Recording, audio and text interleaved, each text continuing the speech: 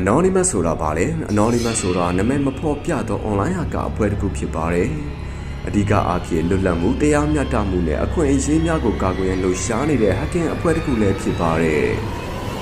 ထိုအဖွဲ့ဟာ2003ခုနှစ်မှာအင်တာနက်ပေါ်မှာစတင်ပေါ်ပေါက်ခဲ့ပြီး DDoS attacks အချက်အလက်များဖော်ထုတ်မှုနိုင်ငံရေးဆိုင်ရာလှုပ်ရှားမှုတို့ကိုဝိုင်းဝန်းကူညီလှုံ့ဆော်ပေးခဲ့ကြပါတယ်Anonymous ကတင်ကြတာမှာ Guy Fawkes Mask ဖြစ်ပြီးသူတို့ရဲ့လက်သုံးစကားမှာ We are anonymous, we are legends, we do not forget express us တွေပဲဖြစ်ပါတယ်ခင်ဗျာကမ္ဘာပထမဦးဆုံးအမျိုးသမီးသမ္မတကမ္ဘာပထမဦးဆုံးအမျိုးသမီးသမ္မတဖြစ်ရွေးချယ်ခံရတဲ့သူကတော့ Iceland နိုင်ငံသား Vigdis Finnbogadóttir ပဲဖြစ်ပါတယ်သူဟာကမ္ဘာပထမဦးဆုံးအမျိုးသမီးသမ္မတတစ်ကြိမ်သာဖြစ်ခဲ့တာမဟုတ်ပဲ